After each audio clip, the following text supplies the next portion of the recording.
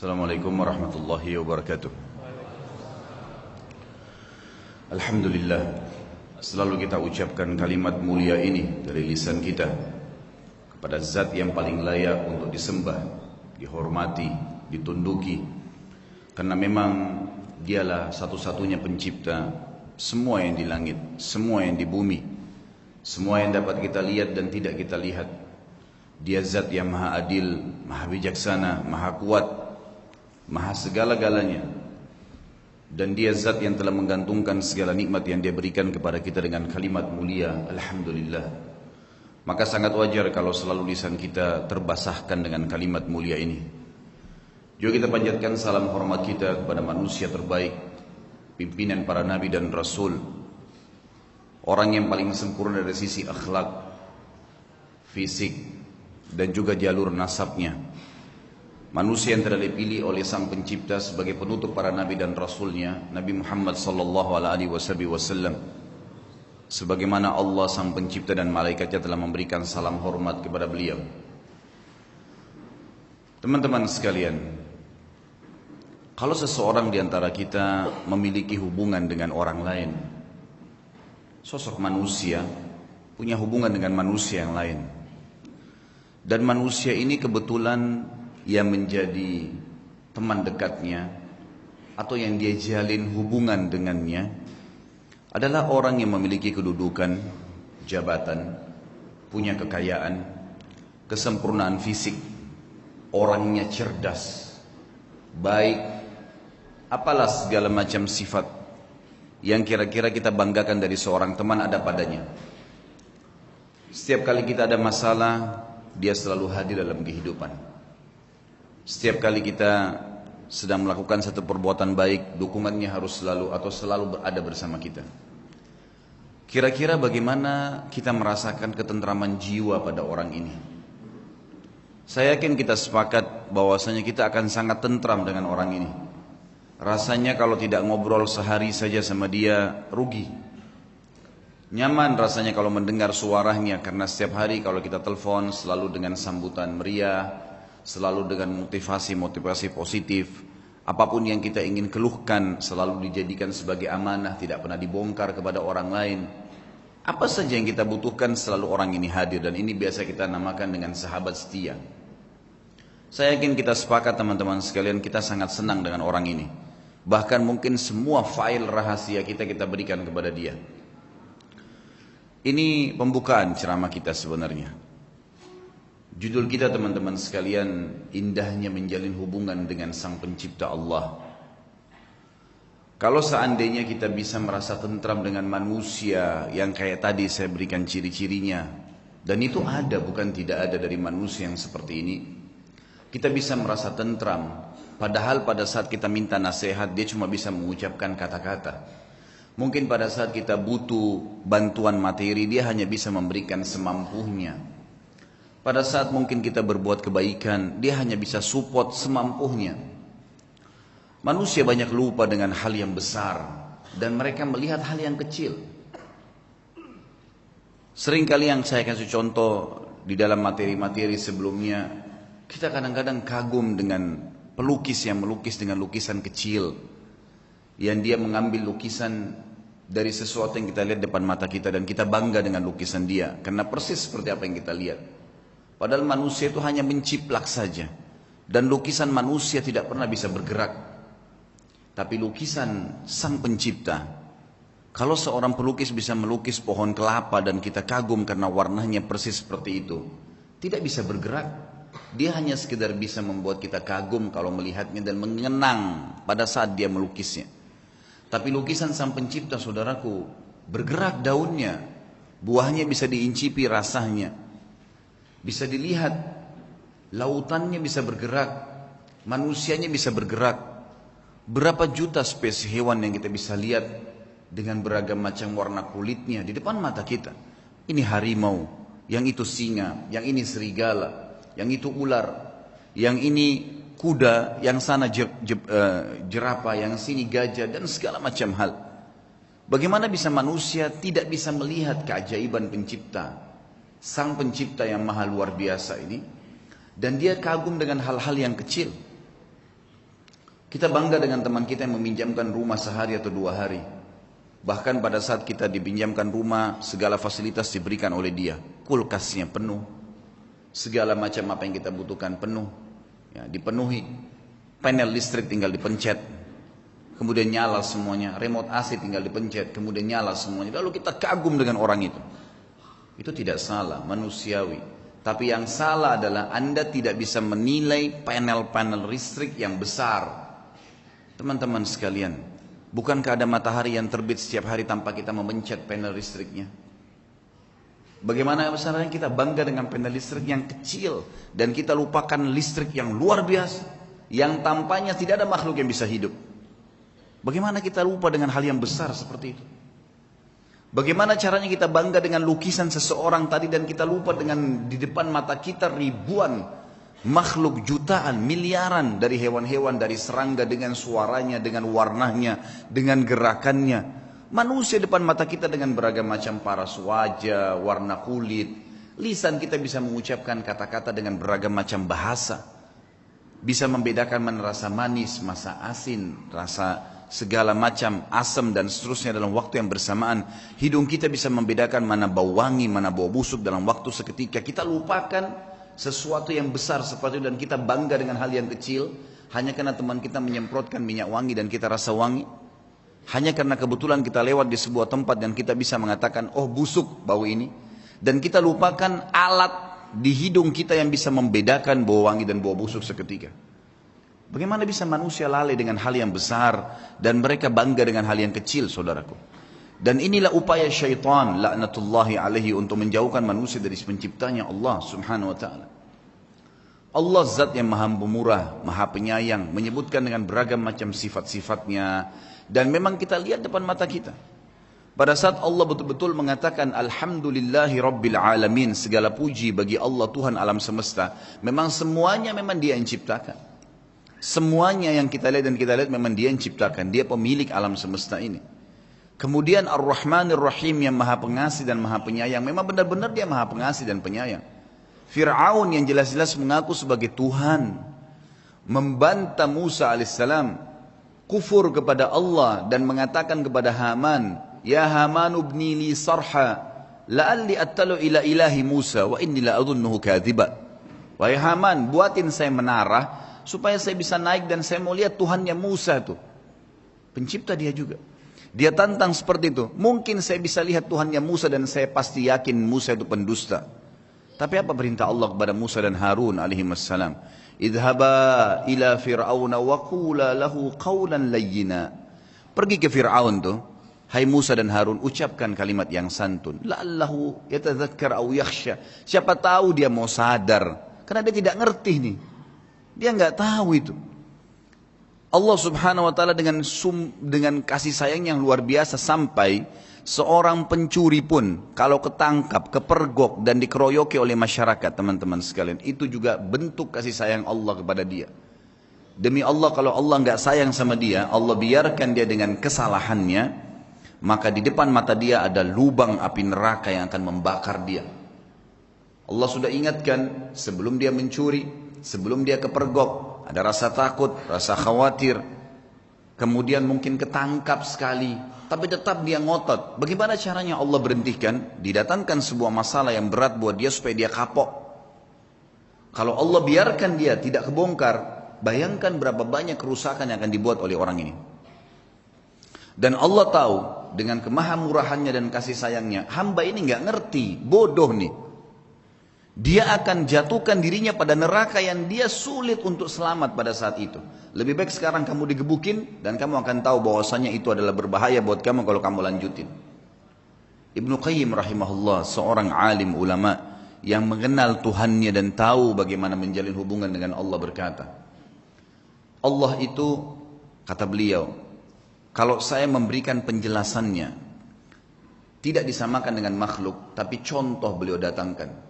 Seperti seorang anak yang sedang minta tolong pada orang tuanya, kemudian orang tuanya belum memberikan kepada si anak tadi.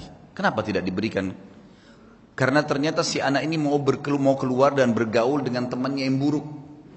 Kalau anda semua di sini membayangkan memiliki seorang anak masih baru SMP, masih baru balik, kemudian tiba-tiba ada temannya ugal-ugalan, jelas narkotika, jahat orangnya, kemudian mengajak teman kita, anak kita dan menggodahnya untuk supaya keluar bersama dia di malam minggu misalnya, jelas mau ke tempat-tempat yang salah. Dan Anda sebagai orang tua, kira-kira kita izinkan tidak?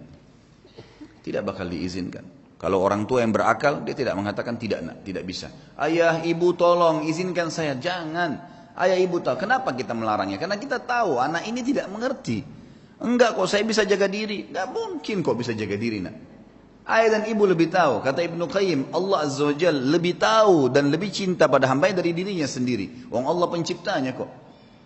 Allah lebih tahu. Sampai kalau saking bentuk kasih sayangnya Allah, sampai keluarnya kotoran, maaf, dari dubur dan kemaluan Anda, itu bentuk kasih sayang Allah. Bayangkan kalau Allah nggak keluarin tuh bekas-bekas makanan.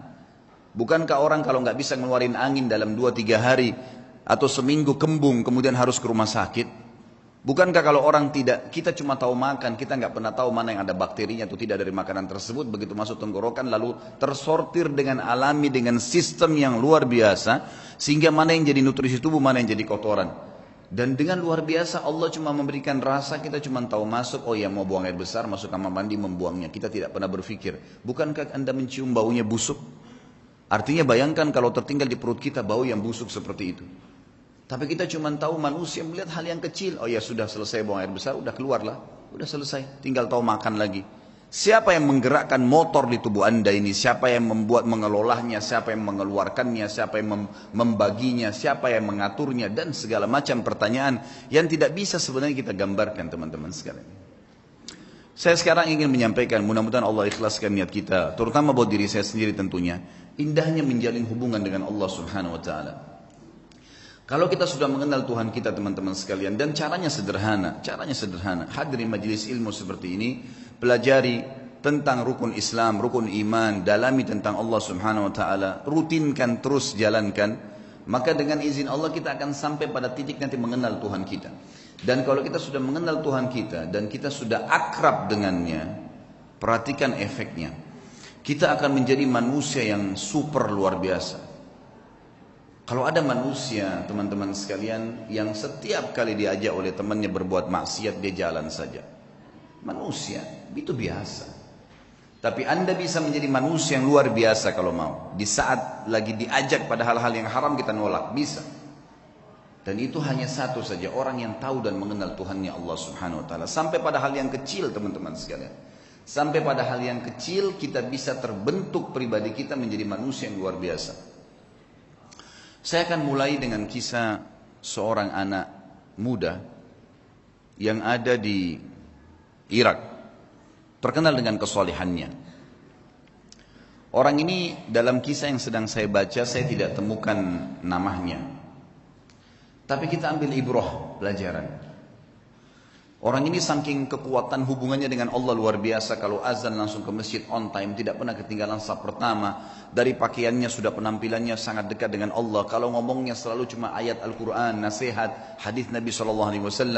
Hidupnya sehari-hari begitu. Kalau bekerja mencari yang halal, pokoknya sudah di jalan Allah Subhanahu wa Ta'ala. Orang ini memiliki kelebihan fisik, sangat gagah. Di Baghdad terkenal pada saat itu dia adalah anak yang paling gagah. Umurnya juga masih sekitar 19 tahun pada saat itu kisah ini terjadi. Sampai menjadi buah bibir di kalangan seluruh wanita di Baghdad pada saat itu. Berharap wanita bisa ngobrol saja sama dia karena luar biasa. Tampannya, orangnya santun, sampai dikejar-kejar. Yang terjadi saudaraku, ada satu wanita kaya, seorang istri pejabat pada saat itu, terkenal dengan kecantikannya, kekayaannya. Semua laki-laki juga mengejar dia karena kelebihan fisik yang dia miliki. Dia berkata kepada orang di sekitarnya, saya akan menaklukkan laki-laki itu dan pasti dia akan berzina dengan saya. Yang terjadi saudaraku, dibuatlah sebuah tipu daya syaitan di depan rumah orang ini, perempuan ini. Kebetulan waktu suaminya lagi pergi bertugas keluar kota, dan zaman dulu orang kalau tugas berbulan-bulan dan Allahu a'lam bisa kembali atau tidak, karena memang mereka pada zaman itu tidak ada komunikasi, tidak ada transportasi kayak kita sekarang, tidak ada alat komunikasi menurut saya yang bagus seperti sekarang, dan tidak ada transportasi. Ini jelas Dia lagi di rumahnya, dia berhias dengan semaksimal mungkin. Kecantikan yang dia miliki dengan semerbak minyak wangi yang luar biasa. Kemudian dia bilang sama dayang-dayangnya, kalau anak muda itu lewat di depan rumah, bilang, kalau di dalam rumah ada orang yang sedang sakit dan tidak ada laki-laki yang bisa bantu, tolong bawa ke tabib. Dijebaklah anak muda ini, begitu dia lewat, tiba-tiba dayang-dayangnya keluar 3-4 orang dengan teriak-teriak, tolong bantu, tuan kami sedang sakit.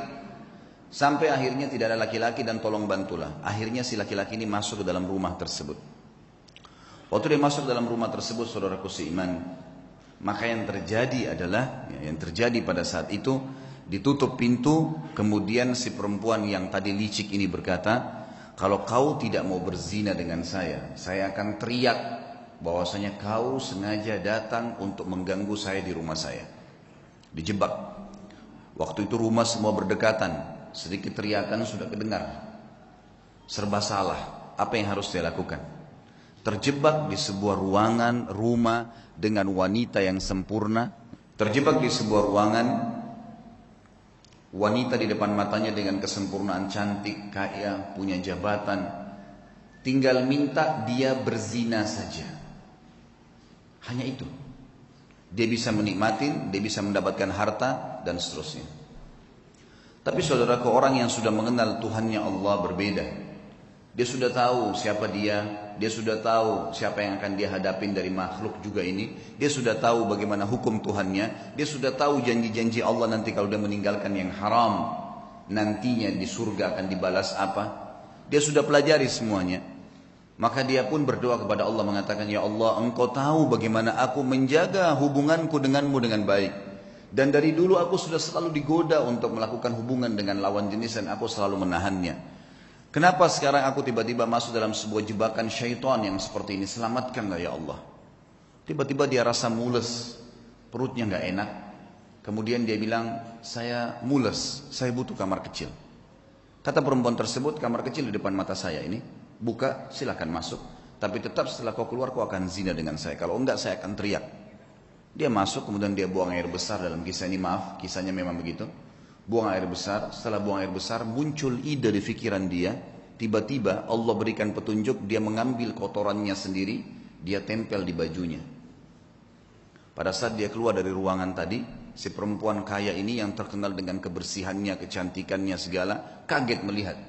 Tadinya bajunya rapi orang ini, tiba-tiba penuh dengan kotoran dia sendiri. Lalu dia mengatakan, kenapa kau begini? Dia bilang, saya begini orangnya. Inilah yang sedang terjadi sekarang. Maka kalau kau memang mau berzina, saya orangnya sudah seperti ini. Ini kotoran di badan saya. Akhirnya perempuan tersebut mengatakan, keluarkan laki-laki ini jorok dan kotor. Dikeluarkan dari perempuan tadi, dan dia begitu keluar di depan rumah perempuan tadi, sujud syukur kepada Allah, selamat dari zina. Bagaimana seseorang kalau tahu dan mengenal Tuhannya, dia akan menyelamatkan dirinya dari dosa. Bukan cuma terjerumus, sudah terjebak masih bisa lari, teman-teman sekalian. Betapa lemahnya banyak orang di antara kita, bukan cuma dijebak, dianya sengaja jerumuskan dirinya. Padahal sabda Nabi SAW jelas dalam hadis Bukhari. Kalau seseorang hamba berbuat dosa, satu dosa kecil, tertetes di dalam hatinya titik warna hitam, kelam. Kata ulama hadis begini, maksudnya apa tetesan hitam itu? Dia akan merasa beberapa hari ke depan hidupnya gelap, hidupnya sulit dengan satu dosa kecil. Hidupnya sulit, kelam, banyak pintu-pintu rezeki yang masih tertutup sampai titik hitam itu bersih. Apa kata Ibnu Umar radhiyallahu anhu? Aku mengetahui beratnya dosa kecil yang aku lakukan. Ahkar dzam, dosa yang paling kecil. Mungkin kita cuma melihat sesuatu yang biasa, mungkin cuma sekedar dengar sesuatu yang tidak disengaja. Saya tahu Allah mengharamkan saya sholat berjamaah subuh di masjid sebulan. Terharamkan dari ibadah gara-gara dosa yang paling kecil bagi dia. Sampai saya kadang-kadang teman-teman sekalian kalau menyimak kisah orang-orang saleh ini menganggap diri kita luar biasa kecil. Saya pernah diajak sama istri saya ke satu tempat, butuh sekali harus masuk di mall. Lalu kemudian saya ambil headset handphone saya pasang di kuping. Sambil saya dengarkan ceramah saya sendiri atau saya dengarkan tilawah. Waktu itu tiba-tiba terlintas di benak saya seperti itu. Sebelumnya subhanallah saya nggak pernah terfikir. Kalau saya masuk ada musik saya pikir ini adalah hal yang biasa. Bukan saya yang putar kok gitu kan. Tapi setelah saya simak kisah-kisah orang saleh ini dan saya fahami makna hadis tadi yang saya sebutkan, ternyata titik noda hitam di dalam hati dari dosa itu walaupun kecil sudah cukup mengharamkan kita dari nikmatnya ibadah yang luar biasa, gitu kan? Sampai saya pasang headset tersebut, saya putar. Saya belum menasihatkan istri saya karena saya sendiri juga masih saya sendiri masih butuh itu. Sambil jalan, kemudian selesai belanja kami keluar dari mall lalu dia tanya, "Kenapa tadi pakai headset?" Saya bilang, "Bukan tadi kamu dengar musik di sana sini?" Dia bilang, "Iya." "Tapi kan bukan kita yang putar." Saya bilang, "Iya." Ingat, dosa itu seperti segelas racun. Kamu tahu atau tidak tahu itu racun, tetap akan berefek. Saya tidak mau nodai iman saya. Betul-betul memang saya rasakan sendiri selama ini, subhanallah, kalau saya jalan ke mall dan dengar musik pun, begitu pulang berbeda ibadahnya. Ada gangguan di ibadah sholat malam, ada gangguan di bacaan Al-Quran, ada gangguan di ibadah-ibadah yang lain. Dan itu nyata memang, subhanallah. Makin kental kita jaga hubungan dengan Allah subhanahu wa ta'ala, makin jeli kita hati-hati dalam menjaga hubungan dengan Allah, maka makin kental hubungan dengan Allah subhanahu wa ta'ala, makin terasa tuh kenikmatan imannya. Makanya syaitan berusaha untuk mengelabui itu. Bagaimana caranya supaya bisa rusak itu? Coba kita simak sekarang kisah. Banyak kisah-kisah orang saleh. Kalau kemarin ada beberapa sahabat yang kita angkat kisahnya dalam generasi emas Islam, kita coba korek sekarang kisah tabi'in. Mungkin ada di antara anda yang mengatakan itu kan Ustadz kemarin sahabat, lihat Nabi. Baik, kita lihat generasi tabi'in. Kita lihat generasi yang tidak jauh dari kita, tidak melihat juga Nabi Muhammad SAW. Saya akan angkat misalnya contoh teman-teman sekalian Muhammad bin Sirin, rahimahullah. Muhammad bin Sirin ini salah satu ulama tabi'in yang terkenal dengan keimanannya dan beliau ahli takwil mimpi. Pedagang di pasar. Satu waktu beliau berdagang, kemudian ada dagangan, dia ragu nih, syubhat. Ini kayaknya salah nih. Ragu, cuman ragu bimbang. Harganya 40.000 dirham. Ini luar biasa jumlahnya. Ini bisa mungkin sampai puluhan juta. Mungkin 60-70 juta. Ditinggalin sama dia, nggak jadi transaksi. Dia ragu, kalau sumbernya ini kayaknya haram nih. Tinggalin sama dia. Satu pasar heboh. Padahal cuman dia yang memang punya peluang untuk mendapatkan keuntungan itu. Nggak mau, ditinggalin sama dia. Tersebar berita Muhammad bin Sirin meninggalkan 40.000 dirham. Ini bukan hal yang ringan. Seorang pedagang tahu nih keuntungannya. Baiklah. Besok pagi kejadian, ada satu orang transaksi di tokohnya, berikan uang, gitu kan, kurang 2 dirham. Kurang 2 dirham. Kata Ibnu Sirin, demi Allah, kau belum membayar 2 dirham itu. Kata orang itu, 2 dirham, demi Allah saya sudah bayar. Kata Ibnu Sirin, demi Allah kau belum bayar. Ribut nih. Satu pasar sampai datang. Lihat, ribut dengan 2 dirham. Lalu kata teman-temannya, waktu itu akhirnya orang ini akhirnya membayar 2 dirham. Setelah itu Ibnu Sirin berikan barangnya pergi. Orang-orang pasar tanya, wahai Ibnu Sirin, kemarin anda meninggalkan 40.000 dirham karena syubhat. Sekarang anda bersumpah atas sama Allah kena ngejar 2 dirham. Apa kata Ibnu Sirin? Orang yang mengenal Tuhannya. Ini yang penting teman-teman sekalian. Dia mengatakan, demi Allah saya bersumpah karena saya tidak mau dia makan haram. Karena saya tahu itu haram bagi dia.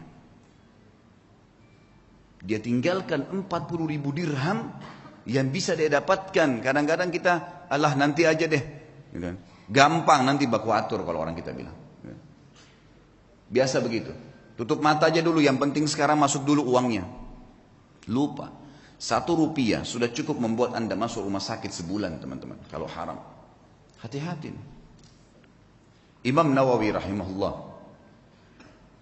Imam Nawawi ini pernah mendengar berita tetangganya kambingnya hilang. Tetangga dia bilang sama dia, kambing saya hilang. Gak tahu siapa yang ambil. Saya udah cari di tempat-tempat yang biasa saya gembalain gak ada. Berarti dicuri nih. Imam Nawawi tidak beli kambing 1 bulan. Nggak beli kambing. Semua kambing di pasar yang sudah mentah, yang sudah terpotong atau yang masih hidup dia tidak mau beli. Sampai dia pastikan kambing tetangganya sudah ada beritanya, mati atau memang dia temukan kembali. Sebulan dia nggak mau beli. Takut nanti kalau yang dia beli itu kambing temannya yang hilang. Saking hati-hatinya menjaga hubungan dengan Allah. Bayangin nih. Bagaimana dengan keadaan kita teman-teman? Semua dianggap remeh nih. Dari makanan, dari minuman, dari pakaian, yang penting pakai saja, yang penting makan saja. Subhanallah. Semua ada tanggung jawab nih. Harus hati-hati menjaga hubungan dengan Allah Subhanahu wa taala. Ibnu Sirin ini pernah menasihatin seseorang dengan nasihat yang sangat santun. Orang ini kebetulan mencaci maki Hajjaj bin Yusuf. Kalau teman-teman belum kenal Hajjaj bin Yusuf, orang ini luar biasa jahatnya. Hajjaj bin Yusuf ini terkenal dengan kejahatan, gitu kan. Artinya orang ini suka menyiksa orang, suka mukul orang, gitulah ceritanya, gitu kan. Yang jelas ringkas cerita Hajjaj bin Yusuf ini dicaci maki oleh seseorang di sebelah Muhammad bin Sirin. Ini orang gini, ini caci maki macam-macam. Kata dia, nasihatnya sangat luar biasa. Sah ya bna akhi, hati-hati dengan ucapanmu wahai saudaraku. Fa innal Hajjaj aqbala ila rabbih. Ketahuilah Hajjaj ini yang sedang kau bicarakan sedang menuju kepada Tuhannya. Ini sedang menuju kematian. Tidak usah khawatir, sejahat apapun dia, sehebat apapun dia, pasti mati. Dia sedang menuju ke Tuhannya. Wa innaka innama taqdimu 'ala Allahi yaumal qiyamah, dan kau juga sedang menuju kepada Tuhanmu dan kau akan bertemu dengannya pada hari kiamat nanti. Satajid anna ahkaradz dzam min dzunubika asyarru min ala nafsika min a'zami fa'alahu Hajjaj. Dan pada hari itu, di hari kiamat, kau akan temukan dosamu yang paling kecil, kau akan lebih khawatir dan lebih takut daripada dosa terbesarnya Hajjaj yang pernah dia lakukan. Dia akan dihukum sama Allah. Tapi nanti hari kiamat kau akan temukan dosamu yang paling kecil adalah sesuatu yang lebih kau takuti daripada dosa terbesarnya Hajjaj. Falikulli imri'in sya'nun yughnih. Ketahuilah, semua orang akan sibuk dengan perkaranya sendiri. Ya. Wa'lam anna Allah azza wa jalla sayakhtassu minal Hajjaj mimman zalamahum.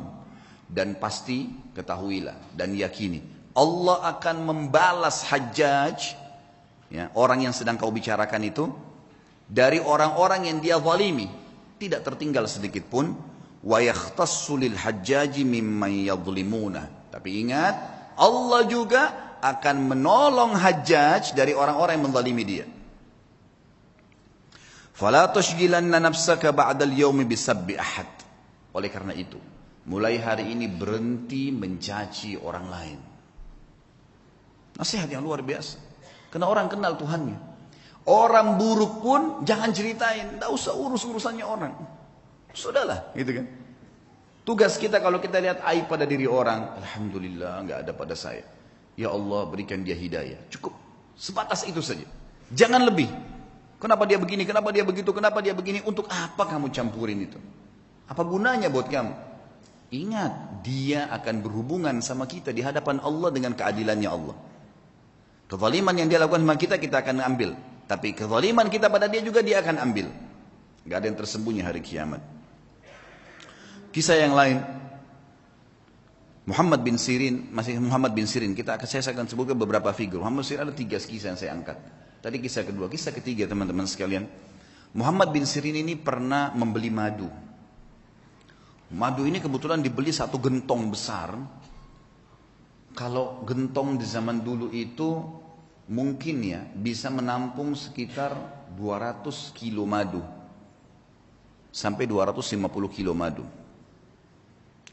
Waktu dia beli, dia taruh di gentong, rupanya malam hari atau dia tidur, dia lupa tutup gentong itu. Masuk tikus. Tikus ini masuk ke madu. Masuk, dan ini madu diambil karena jumlahnya banyak, jatuh tempo. Muhammad bin Sirin rahimahullah lupa tutup, masuk tikus, tikusnya waktu dia bangun pagi, dilihat mati di madu itu, nggak bisa keluar, melengket, mati. Muhammad bin Sirin rahimahullah mengambil madu itu semuanya dibuang. Dibuang, sengaja cari sungai, dibuang. Dia bukan buang biasa, dibuang di sungai supaya mengalir gitu. Orang-orang semua datangin, wahai Muhammad bin Sirin, Tinggal kamu angkat tikusnya, yang lainnya jual. Kenapa kok harus semuanya dibuang? Apa jawaban dia? Demi Allah saudaraku, aku tidak tahu tetesan mana madu yang kena bakteri, yang kena kotorannya, najisnya tikus itu, sehingga saya jual pada seseorang dan saya menipunya. Gitu. Maka saya lebih baik rugi semuanya daripada saya dihisab sama Allah hari kiamat. Luar biasa imannya. Dibuang, dialirkan semua. Kisahnya berlanjut, subhanallah. Pemilik madu datang, nagih. Beberapa waktu kemudian, wahai Ibnu Sirin, tagihannya. Kata Ibnu Sirin, saya belum punya uang. Kata dia, baiklah. Bagaimana jalan keluarnya? Ibnu Sirin bilang, kasih saya waktu, beberapa waktu saya akan bayar. Baiklah, dikasih waktu. Berjalan waktu, sama Ibnu Sirin dengan hikmah Allah belum punya duit. Orang ini hanya mengeluh kepada hakim. Hakimnya manggil, Muhammad bin Sirin ulama besar, dipanggil. Dihormatin di pengadilan, lalu dikatakan, wahai Ibnu Sirin, bagaimana kasus anda? Dia bilang, hukum di tangan anda. Ceritanya begini, dan memang saya belum punya apa-apa. Kata hakim, kalau begitu anda akan dipenjarakan. Kata Ibnu Sirin, lakukan. Penjarakan. Dipenjarain Ibnu Sirin. Sampai tunggu siapa yang bisa bayarin buat dia. Gitu.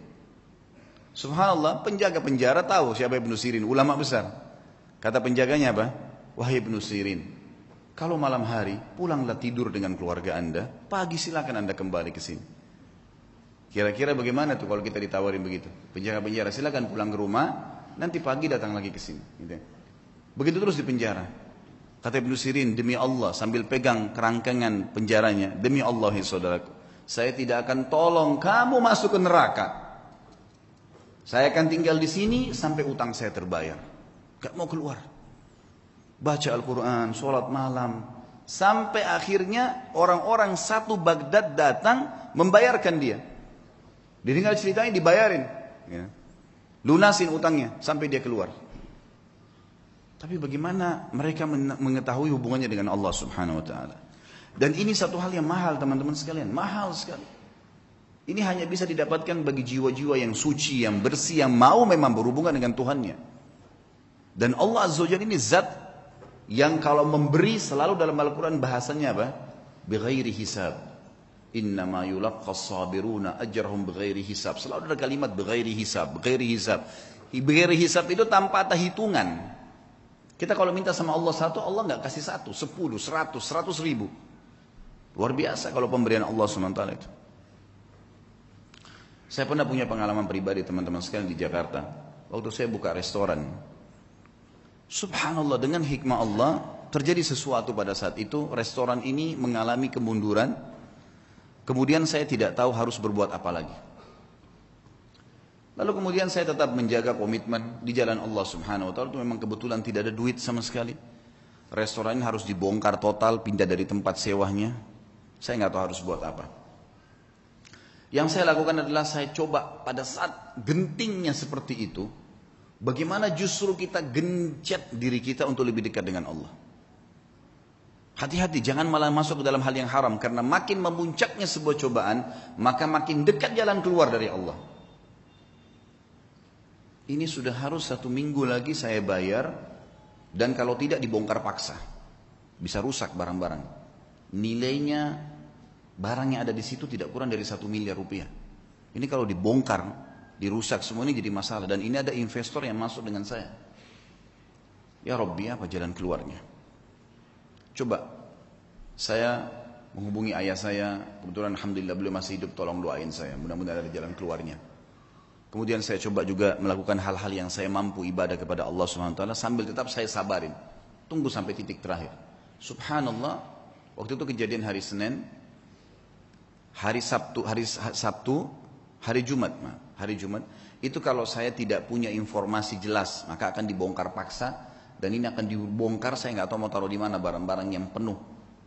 Jumlah luasan restoran 163 meter yang sangat besar, penuh dengan barang-barang, mau ditaruh di mana nih? Ada coolernya, ada chillernya, ada macam-macam. Subhanallah, hari Rabu saya pengajian malam di Blok M Square di Jakarta. Ada satu jemaah saya, jazakallah khair. Beliau rupanya penggemar ceramah tapi sering dengar di YouTube. Tinggal di Perancis, orang kita. Beliau datang, bukan WhatsApp ke saya, Ustaz saya lagi mau ke Jakarta, saya lagi di Jakarta, saya ingin hadir langsung ceramahnya Ustaz. Oh fadlan, silakan antum datang ke Blok M Square hari Rabu malam ini. Kebetulan maghrib Isya ada materi dosa-dosa besar, habis Isya insya Allah akan ada tanya jawab sampai jam 9 malam. Datanglah beliau, habis selesai ceramah dia datang salaman sama saya, karena saya belum pernah lihat fisiknya, cuman selama ini kontek-kontekan program sosial yang saya kasih, sumur lah, beli motor buat dai lah, beragam macam program yang saya kadang-kadang buat di pengajian, itu semua dia ikut menyumbang. Sampai terakhir jazakallahu khair, beliau nyumbang untuk mengumrohkan 2 orang hafidh Quran. Yang saya buatin program, kemudian alhamdulillah dia ikut. Yang jelas teman-teman sekalian, saya waktu itu kemudian saya ngobrol sama dia habis sholat, lalu kemudian saya kasih di mobil saya, kebetulan ada beberapa buku agama, silakan ambil, bawa pulang, mungkin antum bisa baca-baca. Pas mau pisah, hitungan 2 menit sebelum pisah, dia ngomong sama saya, Ustaz saya kemarin ke Ajwad, ke restoran antum, tapi tutup. Oh iya akhi, udah tutup itu, mungkin sekitar sebulan sekarang tutup, dan memang keadaannya sekarang kayaknya udah nggak bisa saya lanjutin sewanya karena terlalu mahal. Dan ini insya Allah akan mungkin dibongkar, dalam 1-2 hari ini sudah akan dibongkar. Mungkin memang tidak bisa buka lagi. Loh kenapa Ustaz masalahnya? Saya ceritain sepintas. Karena sewa ini harus bayar per bulan sekian, jadi saya tidak bisa menjalankan lagi. Tapi memang nilainya restoran sekian, mungkin saya akan buka. Saya sudah coba tawarkan saham ke beberapa jemaah, memang belum ada jalan keluar. Emang sahamnya berapa Ustaz? Sahamnya sekian saya bilang. Ada nilai yang saya sebutin tentunya tidak layak saya sebutin dalam pengajian. Kemudian dia bilang sama saya, kenapa Ustaz baru bilang? Saya sebenarnya baru kemarin ikut investasi di satu perusahaan yang saya inginin. Baik Ustaz, berikan saya waktu. Malam ini saya bicara sama istri, siapa tahu ada jalan keluar. Fadhal, silahkan. Saya pulang ke rumah, kemudian saya setelah mandi segala, mungkin sekitar jam 10 malam saya dihubungin sama beliau. Ustaz saya sudah musyawarah sama istri, kayaknya saya akan ikut sama antum nih. Investasi. Restoran itu kita bongkar, pindah dari satu tempat, kita sewa, kita pindah semua. Tiba-tiba. Ini orang datang dari Prancis, Allah utus datang ke saya ke Jakarta, kemudian kasih jalan keluar. Dan teman-teman kalau saya sebutin nilainya, dia kasih uang ke saya, cash 650 juta. Saya sampai gak bisa tahan, waktu itu nangis, sujud-sujud sama Allah, ini jalan keluar bagaimana ini? Saya langsung datang ke mallnya, waktu itu saya bahasakan ini saya mau buka kembali, dia bilang udah nggak bisa Pak, harus bongkar. Baiklah, berikan saya waktu, saya sudah punya anggaran, saya sewa. Besoknya saya keliling, subhanallah, saya longin waktu, tidak ada saya kosongin pengajian, saya dapat tempat kontrakan baru, ada tempat lebih besar, saya bisa bayar, pindah semua dengan mudahnya. Dalam 2 minggu setelah itu sudah pindah semua, alhamdulillah, dan sekarang berjalan sudah hampir 2 tahun. Sabar sedikit dalam ketaatan, dan Allah Azza wa Jal ada bersama kita teman-teman sekalian. Innallaha ma'al ladzina taqaw wal ladzina hum muhsinun. Allah sudah katakan, Allah akan selalu bersama dengan orang yang beriman dan orang yang berbuat baik. Ini enggak, kadang-kadang orang sudah dalam keadaan genting, susah, maksiat lagi. Tambah kebar, tambah mabuk, tambah berzina, menambah menumpuk-numpuk masalahnya. Sementara masalah kecil saya sudah cukup membuat masalah yang besar buat kita. Maka harus sabar. Yakin dengan Allah Subhanahu wa taala. Kita dengarkan kisah Asy-Syu'bi. Syu'bi terkenal seorang ulama tabi'in, nama lainnya Amir bin Syurahbil rahimahullah. Beliau pernah menjadi penasehat khalifah. Penasehat khalifah ini zaman dulu kelebihan khalifah-khalifah Islam kita, itu mereka menjadikan penasehat-penasehatnya selalu ulama. Sehingga memang terkontrol terus, terawasi. Ini boleh nggak? Nggak boleh. Ini boleh nggak? Boleh. Kita lihat kalau kisah sukses pemimpin kita selalu di sebelahnya ada alim ulama. Kalau yang jauh dari ulama pasti udah kacau semua tuh, gitu kan. Maaf saya tidak singgung siapapun tentunya, tapi saya membahasakan ini umumnya, histori kalau kita lihat coba baca deh. Suksesnya pemimpin-pemimpin khalifah-khalifah kita, gitu kan. Itu semua di sebelahnya memang ada penasihat para ulama. Waktu Abu Bakar menjadi khalifah, penasihatnya Umar bin Khattab. Waktu Umar bin Khattab jadi khalifah, Ali bin Abi Thalib dan Uthman menjadi penasihatnya. Waktu Uthman bin Affan, Abdurrahman yang menjadi penasihatnya Ali bin Abi Thalib dan dan Sa'ad bin Abi Waqqas. Terus begitu, mereka saling minta orang-orang di sebelahnya jadi penasihat. Subhanallah, khalifah ini sangat terkenal dengan kesolehannya. Abdul Malik bin Marwan namanya. Saleh dia jadikan penasihatnya Syu'bi. Syu'bi seorang ulama yang terkenal, ulama hadis, ulama fikih dan seterusnya. Pernah satu waktu khalifah ini menahan sebagian orang, tapi belum jelas. Orang ini salah atau enggak? Penjarain dulu deh, gitu kan. Dipenjarain dulu untuk memastikan orang ini salah atau tidak. Gitu. Maka beliau di sebelah khalifah tidak tinggal diam, langsung menasihati mengatakan, ya Amiral Mukminin, wahai pemimpin orang-orang yang beriman, in kunta habastahum bil batil, kalau anda menahan mereka dengan batil, nggak benar nih, fal haqqu yukhrijuhum, pasti kebenaran akan mengeluarkan mereka. Wa in kunta habastahum bil haqq fal af'u yas'auhum, kalaupun anda menahan mereka karena mereka salah, maka Allah lebih memuji sifat memaafkan. Nasihat yang luar biasa. Maka Abdul Malik pun rahimahullah langsung memaafkan orang-orang tersebut, menyelesaikan hak-haknya orang yang diambil. Ya, tentu kebutuhan pada saat itu bukan hal mencuri, bukan hal yang apa ya, hal-hal yang masih bisa ditoleransi, karena memang ada perseruan yang akhirnya masih bisa ditoleransi. Akhirnya dimaafkan oleh Abdul Malik. Tapi posisi di sini Syu'bi menasihatinya. Pernah satu waktu Syu'bi ini diutus oleh Abdul Malik bin Marwan menuju ke Kaisar Romawi. Kisah yang kedua tentunya. Pada saat dia pergi ke Kaisar Romawi, teman-teman sekalian, pas tiba di sana, Kaisar Romawi heran dengan kecerdasan Syu'bi. Dengan 2 hari di istana Romawi, dia sudah bisa tahu berapa jumlah kamar, bangunan ini dari apa komposisinya, tamannya seluas apa. Banyak hal yang aneh-aneh yang ditahu oleh Syu'bi dalam 2 hari di istananya gitu. Lalu dia kagum dengan kecerdasannya. Maka dia ingin buat kekacauan nih. Dia kirim surat. Surat ini dia bilang kepada Syu'bi, wahai Syu'bi, kasih ini kepada khalifahmu. Jangan buka, kasih ke dia. Dia bilang baiklah. Syu'bi menjaga amanah, dikasih kepada Amir Mu'minin Abdul Malik. Lalu waktu dibuka tulisannya begini. Dari Kaisar Romawi kepada yang terhormat Raja Muslim Abdul Malik bin Marwan. Saya melihat bahwasanya orang yang sedang kamu utus ini sangat cerdas, dan kayaknya dia yang paling layak menjadi khalifah gitu. Bahasa begitu. Lalu Abdul Malik ini menutup surat lalu mengatakan kepada Syu'bi, apa kau tahu apa yang terjadi? Surat ini apa isinya? Dia bilang, demi Allah tidak, wahai Amir Mu'minin. Amanahnya adalah titipin surat ini kasih ke Amir Mu'minin. Kira-kira kalau kita tahu isi suratnya seperti itu, masa kita mau kasih ke khalifah gitu ya? Kalau secara akalnya memang dia nggak buka, apa adanya. Dan orang yakin kepada Allah Subhanahu Wa Taala. Sehebat apapun tipu daya yang dibuat oleh manusia, wa makaru wa makarallah, wallahu khairul makirin. Mereka mengatur tipu daya dan Allah juga mengatur tipu daya. Dan Allah sebaik-baik pengatur strategi tipu daya. Mau kemana dia muter-muter? Mau kemana dia buat data-data palsu? Surat-suratnya sampai kemana? Gitu. Ya. Toh kapasitas perutnya cuma makan 2 piring. Tempat tidurnya cuma 1 kali 2 meter. Dan pada saat mati cuma membawa kain kafan. Mau dibawa kemana tuh mobil yang dibeli dari uang haram? Tas-tas bermerek, dompetnya. Makanan-makanan mewah yang dia makan akhirnya jadi kotoran dan jadi penyakit buat dia. Kebodohan, karena tidak faham.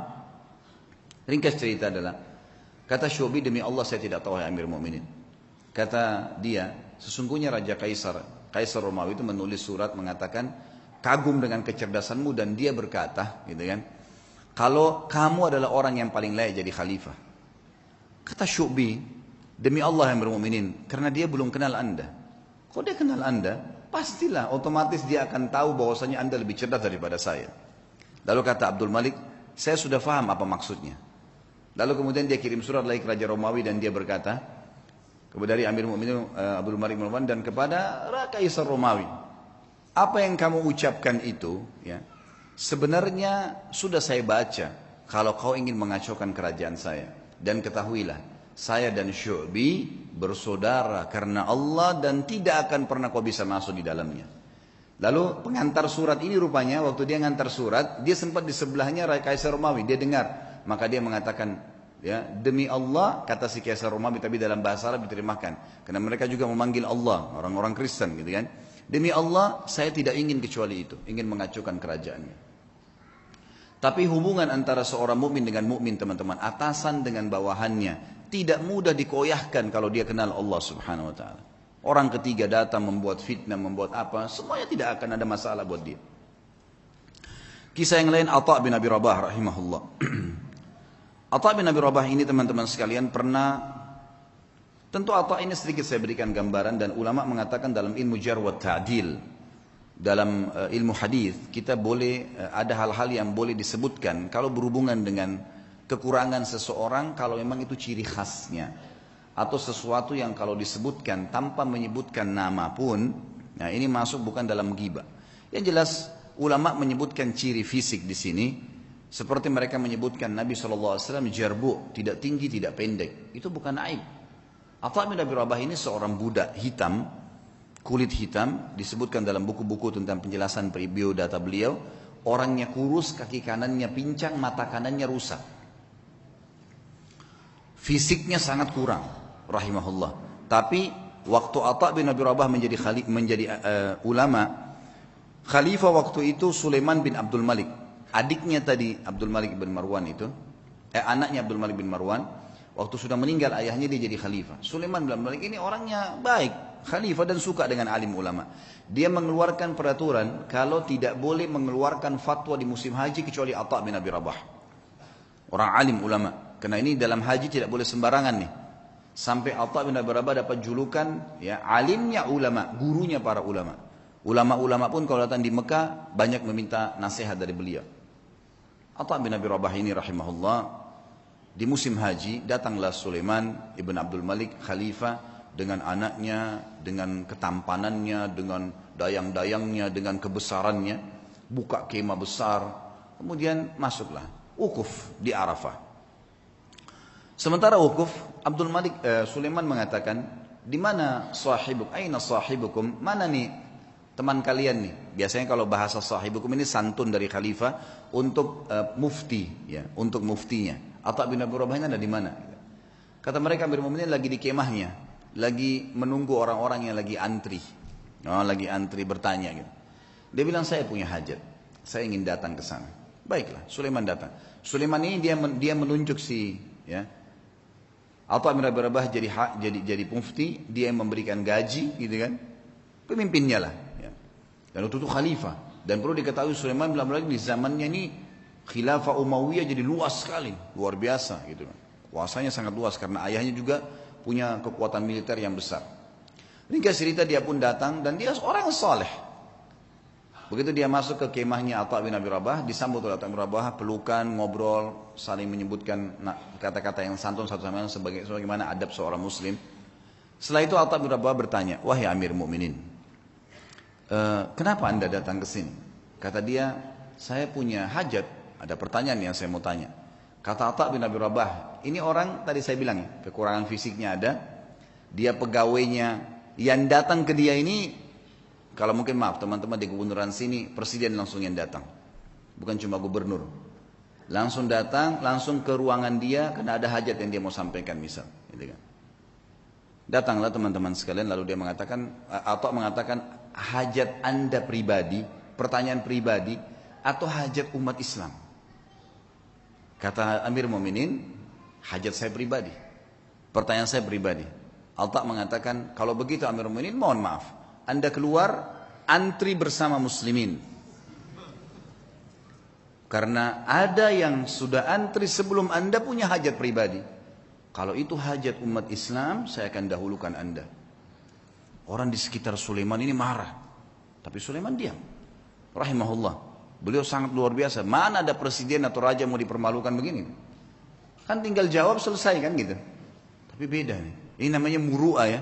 Kehormatan, menjaga kesucian kehormatan dengan Allah. Luar biasa. Silakan Anda antri karena muslimin sudah antri sebelum Anda. Sulaiman keluar antri. Ini orang di belakangnya sudah pada marah nih. Ajudan-ajudannya segala sudah luar. Ini kalau bukan karena Sulaiman, dalam riwayatnya dikatakan kalau bukan karena Sulaiman diam, maka kami sudah ngamuk nih gitu. Gitu kan? Ini kalau orang sekarang sudah remuk-remuk tulangnya gitu kan. Subhanallah antri. Dan Atha bin Abi Rabah dalam kisah ini dikatakan menjawab fatwa dengan tenang. Hukumnya begini sampai selesai, sampai giliran datang Sulaiman. Begitu datang bertanya dijawab juga dengan tenang. Sudah selesai, pulang, sudah pamit pergi. Begitu kembali ke istana, tentu ada masalah nih ya. Sulaiman bin Malik dengan keimanannya juga akhirnya dia mengatakan, kumpulin semuanya, kumpulin semua kerabat saya yang ada hadir di sini dan semua ajudan pemerintahan. Dipanggil semua kumpul. Di kemah yang besar mereka kumpul. Lalu dia mengatakan, apa yang kalian lihat bukanlah sesuatu yang mempermalukan. Amir Mu'minin, raja. Bukan sesuatu yang mempermalukan. Dan demi Allah, Allah memuliakan Atha bin Abi Rabah dari saya karena ilmunya. Dan di dalam Islam memang seorang alim di atas seorang amir. Dan memang saya punya hajat pribadi.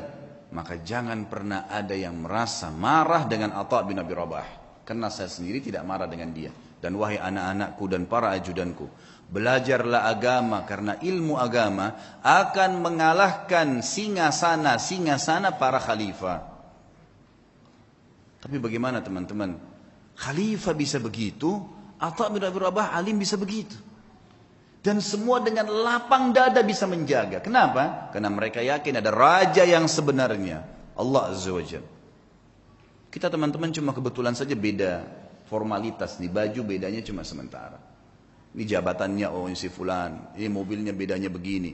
Itu cuma hiasan, kemasan. Sama dengan makanan, misal kalau di Makassar ada coto yang ditaruh di mangkuk yang mahal, ada yang ditaruh di piring yang biasa.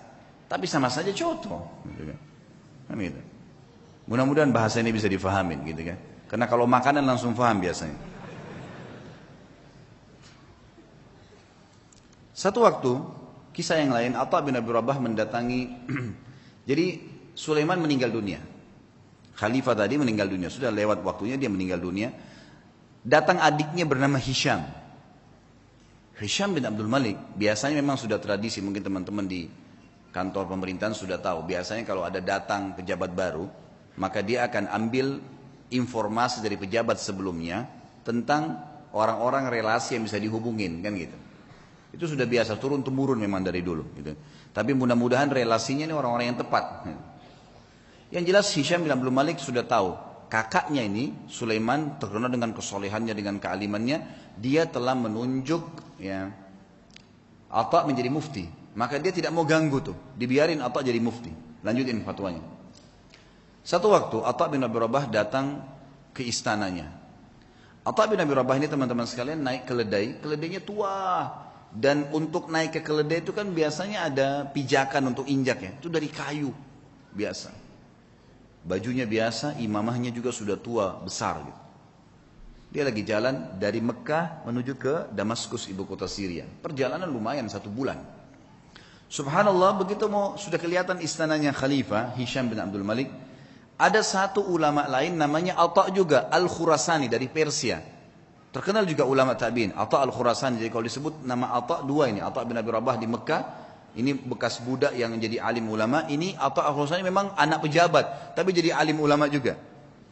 Dia lagi di kereta kencananya, kalau kita sekarang mungkin mobil yang paling mewah gitu kan. Kalau kita kencana dulu, ada 2 orang yang di depan memegang kudanya dihias dengan beragam macam hal. Luar biasa lah, ketahui ini pejabat gitu. Begitu Atha Al-Khurasani lihat dari jauh, Atha bin Abi Rabah dikenal nih. Dia suruh berhentiin kereta kencananya. Ada anaknya yang ikut di situ. Anaknya Atha Al-Khurasani lagi ikut. Lalu Atha Al-Khurasani turun, mendekati keledai itu. Kata anaknya yang meriwayatkan kisah, saya belum pernah lihat ayah saya turun mendampingi orang, datangin orang. Biasanya dia yang didatangin. Ini enggak, dia turun dia datangin. Siapa orang ini? Sudah imamanya tua, bajunya tua, keledainya lagi pakai kayu, gitu kan. Kata anaknya nih, dia bilang, saya tidak pernah lihat ada orang semiskin itu. Dalam kisah itu gitu. Lalu ayah saya pun datang memeluk salaman seperti sahabat lamanya. Lalu mereka ngobrol, saya tidak tahu apa yang diobrolin. Lalu kemudian ayah saya kembali ke kereta kencana lalu mengatakan kepada saya, wahai anakku, saya akan masuk bersamanya ke Amir Mukminin. Kata anaknya, ayah, siapa orang ini? Saya belum pernah lihat orang semiskin ini gitu. Kata dia, hati-hati dengan lisanmu. Ini adalah Atha bin Abi Rabah. Kata anaknya, Atha bin Abi Rabah, alim ulama. Kata ayahnya, iya. Makanya hati-hati, jangan ngomong sembarang. Walaupun bukan Atha bin Abi Rabah, kau tidak pantas mengucapkan kalimat itu. Anaknya mengatakan, saya pun beristighfar kepada Allah. Lalu saya melihat ayah saya jalan kaki bersama dengan Atha bin Abi Rabah. Masuk. Ini cerita, masuklah mereka ke istana lalu mereka keluar. Kata anaknya, ayah, kata anak Atha Al-Khurasani, anaknya bilang, ayah, ceritain apa yang tadi terjadi di dalam. Kata Atha Al-Khurasani, demi Allah, Kalau bukan Atha bin Abi Rabah saya tidak diizinkan masuk. Atha bin Abi Rabah yang jalan pincang. Kakinya hitam, tubuhnya hitam, bajunya biasa, matanya satu rusak. Jalan. Dia bilang begitu kami masuk, ini Atha Khurasani dengan baju jubahnya yang mewah dan seterusnya. Jalan. Dia bilang begitu demi Allah kami masuk ke pintu gerbang istana. Hisham bin Abdul Malik berdiri dari singgasananya. Raja berdiri. Kemudian mendekati Atha bin Abi Rabah. Dan orang-orang tidak tahu nih Atha bin Abi Rabah siapa. Pejabat-pejabat ini banyak yang tidak tahu. Karena cuma dengar namanya. Lalu julukannya Atha bin Abi Rabah ini adalah Abu Muhammad. Anaknya Muhammad. Hisham mengatakan, Hahuna Aba Muhammad. Kesini ayah-ayahnya Muhammad. Atha bin Abi Rabah setiap mau mampir ke sebuah kursi dia bilang, La, hahuna Aba Muhammad. Dirangkul terus tangannya, kata Atha al-Khurasani. Begitu sudah dekat dengan singgasananya, lalu kemudian saya dipersilakan duduk. Atha al-Khurasani dipersilakan duduk. Lalu Atha bin Abi Rabah demi Allah didudukkan di sebelah singgasana khalifah. Sebelahnya pas. Dan belum pernah singgasana khalifah diduduki oleh orang lain termasuk anaknya khalifah. Enggak boleh duduki singgasana itu. Hisham mengajak Atha bin Abi Rabah yang luar biasa begitu kehidupannya tadi, kondisinya duduk di sebelahnya. Lalu kata Hisham, Ya Aba Muhammad, ada hajat apa? Kata dia, ada hajat saya. Hajat yang pertama dia bilang, penduduk Mekah dan Madinah wahai Amir Mu'minin, tetangganya Allah dan tetangganya Rasulullah SAW. Karena di Mekah ada Ka'bah, berarti orang yang tinggal di Mekah kan tetangganya Allah. Bahasa santunnya begitu. Di Madinah ada rumah Nabi SAW, walaupun ada kuburannya beliau situ sekarang, sudah jadi kuburan, tapi kan rumahnya Nabi masih ada. Itu kan masuk dalam masjid. Tetangganya Rasulullah SAW terlambat ataya mereka. Ataya ini kayak pemberian yang diberikan oleh kerajaan, ya, dari khilafah diberikan kepada masyarakat semua, kaya atau miskin semua dapat. Dari hasil pendapatan negara nanti dikeluarkan untuk kebutuhan negara, kemudian sisanya dibagi rata. Itu haknya masyarakat. Penduduk Mekah dan Madinah tetangga dengan Rasulullah SAW terlambat ataya mereka. Maka saya mengingatkan anda kepada Allah agar memberikan kepada mereka. Baik. Kata Hisham, ya gulam, sekretaris datang, catat dan berikan sekarang juga. Ada lagi hayanya Muhammad? Ada lagi. Para mujahidin yang membela perbatasan kaum muslimin, mereka ribat setiap hari. Terlambat gaji-gaji mereka. Ada istri dan anak mereka mengeluh dengan saya. Maka berikan hak mereka. Ya gulam, catat, segera jalankan pesannya Aba Muhammad. Ada lagi hayanya Muhammad, terus aja Atha menyampaikan hajat muslimin. Gak ada hajat dia pribadi nih, hajat begini, hajat begitu. Ringkasnya adalah terakhir, sudah 5 hajat, 6 hajat disampaikan. Kata Amir Mu'minin, masih adakah hayat Muhammad? Kata Atha al-Khurasani, demi Allah Atha bin Abi Rabah berdiri dengan tegak di depan Amir Mu'minin. Lalu mengatakan kalimat yang membuat istana itu kalau mau goncang bisa goncang. Dia mengatakan apa? Wahai Amir Mu'minin, ada hajat yang lebih penting dari semua yang saya sampaikan tadi. Kata Hisham, apa itu wahai Atha? Aba Muhammad, apa itu? Ini orang-orang kaget, belum pernah ada orang khalifah duduk, dia berdiri depannya dan dia menunjuk nih, ada hajat yang lebih penting. Kata dia, apa itu hai ayah Muhammad? Demi Allah wahai Amir Mu'minin, kau dilahirkan di muka bumi ini sendirian. Dan kau juga akan mati sendirian. Dan kau akan dihisap oleh Allah sendirian. Demi Allah, semua yang kau lihat di sekitarmu ini tidak bermanfaat buat kamu. Maka bertakwalah dengan Allah. Hisham bin Abdul Malik menangis. Waktu itu menangis luar biasa sambil memukul tongkatnya.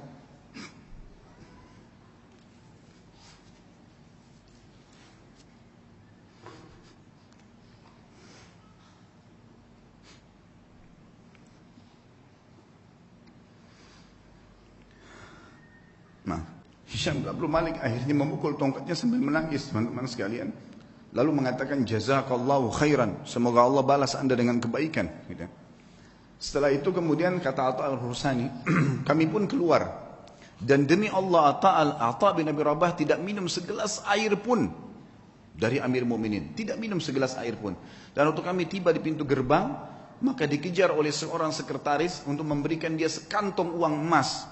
Maka Atha mengatakan demi Allah saya datang bukan untuk ini. Kemudian ditinggalkan. Lalu kemudian Atha bin Abi Rabah pulang teman-teman sekalian hanya untuk nasihat di khalifah dengan hajat muslimin. Dan tidak ada hajat dia sama sekali. Kata Atha al-Khurasani sebagai penutup kisah. Demi Allah kalau Atha bin Abi Rabah menyebutkan semua hajatnya, maka akan dipenuhi oleh Amir Mu'minin. Itulah kisah yang luar biasa dari seorang Atha bin Abi Rabah. Yang luar biasa bagaimana menasihati khalifah dan karena Allah subhanahu wa ta'ala. Kisah yang lain Urwah bin Zubair rahimahullah. Urwah bin Zubair juga adalah salah satu orang yang sangat luar biasa, terkenal dengan kesolehannya. Urwah bin Zubair ini anaknya Zubair bin Awam. Zubair bin Awam adalah salah satu 10 orang yang jamin masuk surga. Anaknya Urwah. Urwah bin Zubair ini pernah duduk bersama dengan teman-temannya. Ada Abdullah bin Zubair, saudaranya sendiri, yang terkenal. Abdullah bin Zubair salah satu perawi hadis, ya, yang terkenal nanti sempat jadi khalifah beberapa saat. Kemudian ada Abdul Malik bin Marwan. Dan ada lagi satu adiknya Abdul Malik bin Marwan. Duduklah mereka di depan Ka'bah, lagi ngobrol anak-anak muda ini. Kemudian mereka sambil berkata, cobalah kita saling, ya, memohon kepada Allah, berharap sesuatu yang paling dia harapkan di depan Ka'bah. Siapa tahu Allah kabulkan. Berkatalah Abdullah bin Zubair, saya berharap menjadi khalifah, menguasai Hijaz, Mekah dan Madinah. Lalu adiknya berkata, adiknya lagi, yang satu mengatakan, saya mau menjadi penguasa Khurasan, wilayah Persia. Abdul Malik mengatakan, kalau itu angan-angan kalian, maka saya berharap menjadi khalifah muslimin secara umum, menguasai semua wilayah Islam. Tiga-tiganya sudah berangan-angan, lalu mereka kembali kepada Urwah. Wahai Urwah, kalau kamu bagaimana? Kata Urwah, semua yang kalian harapkan duniawi, berharap menjadi khalifah, berharap menguasai ini dan seterusnya. Kalau saya berharap menjadi seorang alim ulama muslimin, mengajarkan mereka tentang halal haramnya sang pencipta Allah, dan saya berharap balasan darinya. Maka selesailah, bubarlah mereka ini. Ternyata subhanallah, angan-angan itu dikabulkan oleh Allah. Abdullah bin Zubair sempat menjadi khalifah beberapa bulan, adiknya juga sempat menjadi gubernur di Khurasan. Abdul Malik setelah itu menjadi khalifah muslimin yang besar. Dan Urwah bin Zubair pun rahimahullah diterima oleh Allah menjadi alim ulama, sampai menjadi 7 ulamanya Madinah pada saat itu. Ringkas cerita, Urwah bin Zubair pernah diuji oleh Allah subhanahu wa ta'ala. Ujiannya berat. Orang-orang beriman ini ujiannya berat. Tapi subhanallah, iman itu dijadikan, ya, kalau begini memahami teman-teman, kalau ada ujian yang berat datang kepada antum, lihat orang yang lebih berat, misal masalah utang, terlilit utang, misal ada penyakit. Coba lihat orang yang lebih berat, karena ada orang yang lebih berat daripada kita, pastinya itu, tidak mungkin tidak. Dan juga teman-teman sekalian, bersangka baiklah dengan Allah. Kata Nabi SAW dalam sebuah hadis Bukhari, hadis Qudsi, kata Allah SWT, Ana inda dhanni abdi bi, sesuai dengan prasangkaan hambaku. Maka kita harus tahu teman-teman sekalian, kalau Allah sedang mencoba kita, berarti dengan cobaan tersebut Allah sedang mencintai kita. Karena kalau tidak sedang dicoba, kita akan jauh dari ibadah. Orang kalau datang cobaan itu, sebenarnya dia makin dekat dengan Allah. Dan umurnya makin pendek untuk menuju ke akhirat. Artinya makin pendek, tidak ada peluang untuk berbuat dosa lagi. Pendek dari sisi kemaksiatan, gitu kan. Dia tidak bisa berbuat dosa lagi karena tidak ada waktu. Antum kalau lagi sakit keras terus diajak ke diskotik. Diajak pergi apa, diajak buat apa. Nggak ada waktu. Orang yang buat dosa itu biasanya kalau banyak waktu lihai-lihaiya, lagi kosong, lagi nggak ada cobaan, lagi enak, mobil mewah, uang banyak, itu maksiat nanti. Allah dengan maha cintanya kepada hambanya, dengan kemahamurahannya mendatangkan cobaan supaya dia tetap begitu. Biarin dia begitu, karena dia Allah tahu. Dengan begitu makin pendek umur untuk bermaksiat, tidak ada waktu bermaksiat, dan dia makin dekat dengan akhirat, dan itu pahalanya sudah cukup untuk memberikan derajatnya di surga sampai pada target. Seperti itulah. Maka nikmatin tuh cobaan, ya, jangan terlalu banyak mengeluh. Coba nikmatin. Nanti akan kita sebutkan kisahnya. Urwah rahimahullah, beliau pernah mendatangi seorang khalifah, adiknya lagi Hisham, namanya Al-Walid ibn Abdul Malik. Al-Walid ibn Abdul Malik ini teman dekatnya dia, gitu kan. Jadi khalifah setelah kakaknya meninggal. Kemudian diundanglah Urwah bin Zubair ini rahimahullah dari Madinah datang ke Irak, di Damaskus waktu itu. Dia bawa anak laki-lakinya teman-teman sekalian. Anak laki-lakinya ini anak laki-laki yang sudah hafal Quran, umurnya sekitar 20 tahun, dibawa sama Urwah, dan ini mau dicetak jadi kadernya dia. Dan waktu itu kebetulan tidak ada anak laki-lakinya kecuali ini, satu orang. Dia punya 4 orang anak, 3-nya perempuan. Dia banggakan anaknya, dibawalah sama dia. Ringkas cerita, begitu mau masuk istanahnya Al-Walid rahimahumullah, kemudian anaknya berkata, ayah, saya ingin melihat kuda-kuda kerajaan, bisa nggak? Oh ya silahkan, kata ayahnya. Saya akan bertemu dengan Amir Mu'minin, ngobrol, kamu silahkan lihat. Dia lihatlah. Lagi ngobrol nih, Urwah bin Zubair sama Khalifah Al-Walid lagi asyik ngobrol, tiba-tiba datang berita. Seorang pengawal masuk ketakutan, tiba-tiba memotong pembicaraan khalifah, dan ini adabnya pada saat itu, ada peraturan di kerajaan tidak boleh memotong pembicaraan khalifah, kecuali penting sekali. Datang ketakutan dan akhirnya dia mengatakan, saya harus memotong pembicaraan Anda. Kata Al-Walid, kenapa kamu ini? Ada apa memotong pembicaraan saya? Sahabat saya baru datang terus tiba-tiba dipotong. Ada penting? Ada penyerangan musuh? Dia bilang, enggak Amir Mu'minin, ada penting tapi bukan penyerangan musuh. Anaknya Tuan Urwah mati. Tadi di kandang kuda, waktu dia lagi nonton kuda Anda, kuda kerajaan, saking asyiknya sampai kami sudah menahan tapi dia tetap mau mendekat. Ada satu ekor kuda mengangkat kakinya, menendang dadahnya, mati. Sekarang tergeletak mati. Kami bingung mau ngapain nih. Anaknya tadi satu-satunya laki-laki umur 20 tahun mati. Al-Walid kaget. Ini yang tendang kudanya dia. Mati di kerajaan dia. Tetap dia shock gitu kan. Tidak enak. Tapi subhanallah dia balik ke arah Urwah. Urwah senyum. Lalu Urwah mengatakan, Inna lillahi wa inna ilahi raji'un. Berikan jenazahnya biar saya yang urus. Dengan sangat tenang dia turun dari duduk tadi bersama khalifah. Dia lihat jenazah anaknya, ditutup matanya, diuruslah jenazahnya sama dia, dimandikan. Kata perawi kisah ini, tidak ada setetes pun air mata yang jatuh dari matanya Urwah. Dia urus jenazahnya selesai.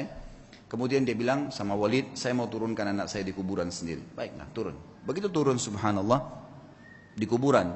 Dalam kisah ini dikatakan ada satu penyakit teman-teman. Penyakit ini saya tidak tahu dalam bahasa Indonesia, tapi dalam bahasa Arab disebutkan gargarina namanya. Gargarina ini penyakit harus amputasi, nggak bisa enggak. Kalau kena itu biasa ada di jenis-jenis tanah tertentu. Jadi orang turun tidak pakai sendal. Di zaman dulu itu bisa kena dan itu tidak ada obatnya zaman dulu. Harus dipotong. Dia membusuk tiba-tiba kakinya. Urwah rahimahullah begitu turun, taruh jenazah anaknya, begitu sudah keluar, pas keluar kakinya kena gargarina itu. Kena penyakit, tiba-tiba membusuk, ya. Kalau kita mungkin bonyok gitu ya, sudah mulai menghitam, tiba-tiba dalam sekejap. Lalu waktu Urwah mau jalan nggak bisa, dicek ada tabib, ada Walid datang situ, khalifah juga lihat ini kenapa nih, panggil tabib, kata ini kena gargarina. Apa solusinya? Harus dipotong. Dalam waktu yang sama nih, anaknya baru mati ditendang kuda, dikubur pada saat itu, dia pun kena penyakit ini, harus potong kakinya. Amir Mu'minin Walid bilang, coba tanya jalan keluar ada obat, nggak ada, ini nggak ada lain. Baiklah. Kata Urwah waktu ditanya, bagaimana Urwah? Senyum. Inna lillahi wa inna ilaihi raji'un. Udahlah, potong aja. Potong kaki ini, bukan potong daging biasa. Ya, potong aja. Baiklah. Kata Amir Mu'minin, baiklah kalau gitu. Sampai taruh Urwah bin Zubair di ruangan yang paling leks di istana ini. Dan lakukan pemotongan di sana. Taruhlah sebuah tempat yang mewah segala, tabibnya datang. Tabibnya bilang, wahai Tuan Urwah, kita ini akan memotong daging Anda dan tulang Anda. Tradisi kami adalah harus pasien mabuk, minum khamr, tidak sadar, baru kami potong. Kalau enggak bisa.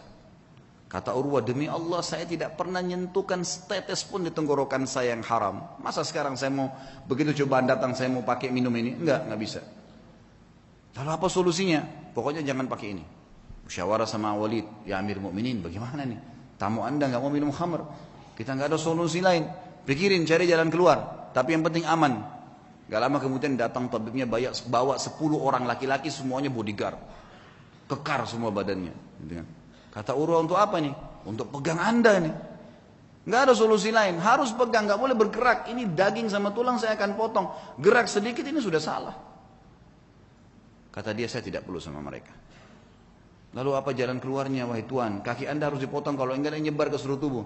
Saya akan bertasbih dan bertahlil, berzikir kepada Allah. Kalau kau lihat wajah saya sudah merah, potong kaki saya. Kata tabibnya, ya sudah. Mau apa ini? Nggak ada solusi lain. Baiklah. Suruh keluar semua, lalu kemudian mulailah tabib ini menyuruh 2 orang ya, pendampingnya untuk menyiapkan segala yang berhubungan dengan kebutuhan untuk memotong itu. Lalu Urwah mulai tutup matanya sambil subhanallah, walhamdulillah, wala ilaha illallah, wallahu akbar. Direnungi dalam hati, diresapi. Dan betul wajahnya berubah jadi merah. Memerah. Kata tabib, betul saya lihat wajahnya merah, saya potong kakinya. Saya potong kakinya. Terpotonglah kakinya. Begitu selesai terpotong, gitu kan? Kemudian ditahan darahnya, lalu saya mengatakan, Tuan Urwah, sampai Urwah berzikir, subhanallah, walhamdulillah, wala ilaha illallah, wallahu akbar. Tutup mata, lalu ditepuk, wahai Tuan Urwah, kaki Anda sudah kami potong. Dia bilang, alhamdulillah. Biasa, kakinya terpotong nih, alhamdulillah. Terus kata tabibnya, tapi belum, darah masih ngucur. Kami butuh memberhentikan darah itu. Kata dia, berhentikanlah. Dia bilang tidak ada jalan lain kecuali kaki anda kami rendam di minyak panas. Nggak bisa, harus minyak panas baru bisa. Minyak panas langsung membuat itu berhenti darahnya. Dia bilang lakukanlah. Saya akan berzikir lalu lakukan. Dia baca subhanallah, alhamdulillah. Kalau wajah saya memerah, tutup. Tapi subhanallah manusia, begitu dia berzikir ditaruh minyak panas, dia sempat teriak sebentar lalu pingsan. Urwah rahimahullah terkenal teman-teman sekalian tidak pernah meninggalkan rubu' Al-Quran. Rubu' ini 10 juz setiap hari. Selalu bacaannya, tidak pernah tertinggal. Dalam kisahnya dikatakan dalam 3 hari khatam Quran, selalu bacaannya. Dan tidak pernah ketinggal 10 hari. Dan satu-satunya hari yang dia tidak baca 10 juz itu hari itu saja. Dikatakan dalam kisah hidupnya. Dan maka dia punya julukan kalau nggak salah Khazinul Quran. Sahabatnya Al-Quran gitu loh. Ringkas cerita teman-teman, setelah dipotong, pinsankan tadi, direndam dengan air panas, air minyak panas, dia pingsan. Setelah dia bangun, dia bilang, mana telapak kaki saya? Didatangkan, orang semua heran, kenapa dia bilang, minta kakinya. Diambil sama dia, lalu diangkat sama tinggi, lalu dia bilang, demi Allah, selama 40 tahun, itu umurnya Urwah 40 tahun, selama 40 tahun, belum pernah sekalipun saya gunakan kau ke tempat yang haram. Dan saya bersyukur kepada Allah karena kau dikembalikan padanya dalam kondisi kau suci. Tidak pernah satu kali pun ke tempat yang haram. Dia berikan kesaksian terhadap dirinya. Dan ini boleh diucapkan kalau seorang mukmin yakin dengan apa yang dia lakukan. Baiklah. Kemudian setelah itu dia pulang ke Madinah teman-teman sekalian. Tentu sebelum pulang ke Madinah Amir Mu'minin ini bingung. Gimana caranya meringankan bebannya Urwah nih. Supaya dia bisa tenang. Subhanallah di hari yang sama dengan hikmah Allah ada suku Arab datang, Badui. Mereka kelihatan dari padang pasir kondisinya sangat susah gitu. Masuk. Ada satu di antara mereka matanya buta ditopang oleh teman-temannya. Begitu masuk kata Al-Walid, apa cerita kalian nih? Dari mana kalian? Kami dari kampung ini kami butuh ini dan seterusnya. Terus ini yang buta kenapa nih? Ceritalah. Walid ini bilang saya tidak tahu kenapa saya tanya. Kata yang buta itu, wahai Amir Mu'minin, saya pemimpin mereka. Saya kepala sukunya. Dan saya ini Amir Mu'minin adalah orang yang paling sehat dulunya. Mata saya sehat, orang yang paling kaya dan paling banyak keturunan saya. Tapi keadaannya sekarang jadi begini. Kata Amir Mu'minin, memang apa ceritanya kamu nih? Dia bilang ceritanya begini Amir Mu'minin. Satu malam saya sedang jalan sama istri sama anak saya semua sama dayang-dayang saya. Jumlahnya banyak nih, ratusan orang. Semua harta saya bawa. Saya mau pindah kota. Kami turun di sebuah lembah, tiba-tiba waktu lagi tidur malam, ada banjir nggak tahu dari mana di padang pasir tuh lembah mengangkat semuanya kemah-kemah harta unta-unta semua anak istri saya mati semuanya terbawa dengan air banjir tiba-tiba nggak tahu dari mana ini kisah nyata semuanya hilang ya. Dia bilang saya pun menyelamatkan diri saya dengan bergelantung di sebuah pohon yang masih ada di situ saya pegang pada saat saya lagi pegang pohon itu saya melihat air sudah hilang gitu sudah mulai reda tinggal ada satu ekor unta yang terikat di tali tadi dan ada anak saya tergantung dengan bantal tidurnya itu di sebuah ranting pohon gitu. Maka saya pun turun melihat anak saya masih hidup, saya pun coba selamatkan dia. Saya biarkan anak saya itu kemudian saya kembali ke unta tadi ingin membuka talinya. Waktu saya ingin membuka talinya saya dengar anak saya menangis. Saya balik ternyata leher anak saya kepalanya sudah di mulut serigala. Dia bilang saya balik mau kejar udah nggak bisa. Anak saya sudah dibawa lari sama serigala itu. Maka saya cuma mau selamatkan diri saya sendiri. Begitu saya balik ke arah unta ini mengangkat kakinya dan menendang ke mata saya sehingga saya buta. Maka dalam satu malam Amir Mu'minin saya jadi orang yang buta, jadi sakit, anak istri saya hilang, harta saya semua habis. Kata Amir Mu'minin Al-Walid, alhamdulillah yang telah mengutus kamu datang ke sini. Berikan semua apa yang dia mau orang ini, penuhi semua kebutuhannya dan bawa dia kepada Urwah suruh ceritakan kisahnya. Diceritakanlah kisahnya untuk meredam. Ya ternyata di atas Urwah masih ada yang lebih berat gitu. Orang berterima kasih pada Walid, kemudian dia pulang ke Madinah. Waktu pulang ke Madinah, orang-orang semua pada datang nih. Sabarlah, beginilah, begitulah, dan seterusnya. Saya sebutkan dalam bahasa Arab ya. Kemudian pada saat orang banyak mengatakan kepadanya, sabarlah dan seterusnya, lalu dia mengatakan kepada tamu-tamunya, la yakhluwannakum ma tarawun. Jangan sampai kalian merasa sedih dengan apa yang kalian lihat. Atau kalian mungkin menganggap ini sesuatu yang berat. Faqad wahaballahu azza wa jalli arba'a minal banin. Sesungguhnya Allah mengaruniakan saya 4 anak. Fa akhadha wahidan, dia mengambil 1, wa abqali 3 dan masih memberikan saya 3. Falahul hamd, maka saya bersyukur dengan itu, dengan matinya anak saya. Wa a'tani arba' minal atraf, dan memberikan kepada saya 4, 2 tangan 2 kaki. Fa akhadha minhu wahidan, dan dia cuma ambil 1 saja. Wa abqali 3, falahul hamd. Dia meninggalkan 3, saya bersyukur dengan itu. Kakinya dipotong bisa bersyukur. Luar biasa. Ya. Fa wallahi, demi Allah dia bilang, dia motivasi dirinya dan juga motivasi kepada orang yang dengar. Lau akhadallahu minni qalila, kalau seandainya Allah mengambil sedikit dari saya, faqad abqali katsira, dia telah meninggalkan buat saya hal yang banyak.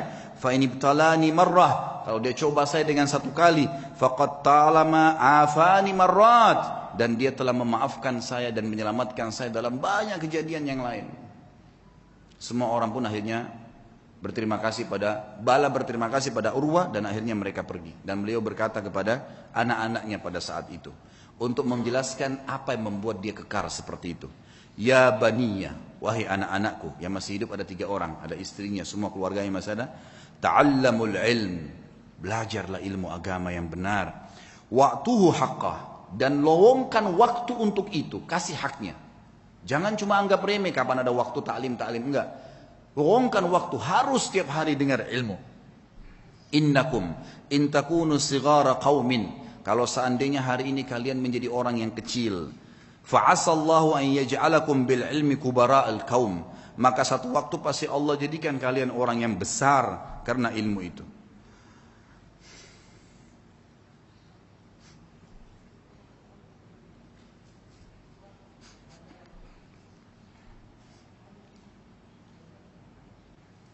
Wasau'ata hal fid dunya akbah min syaikhun jahil, dan sungguh buruk sekali, apakah ada yang lebih buruk dari orang tua yang bodoh gitu, tidak mengerti agamanya.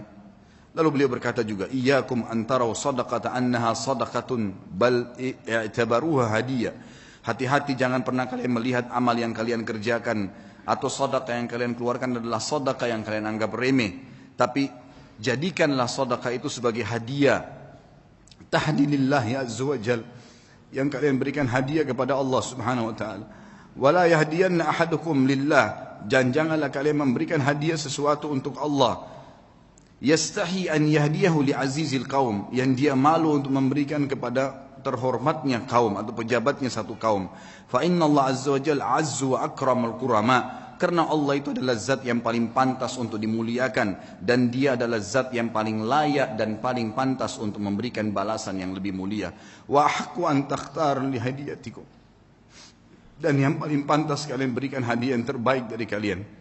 Kemudian beliau mengatakan, ya baniya, wahai anak-anakku, idza ra'aitum min rajulin fi'latal khair, kalau kalian melihat dari seseorang perbuatan baik darinya, fa'ammilu bihi khaira, maka pasti jadikan orang itu baik, sangka baiklah kepada orang itu.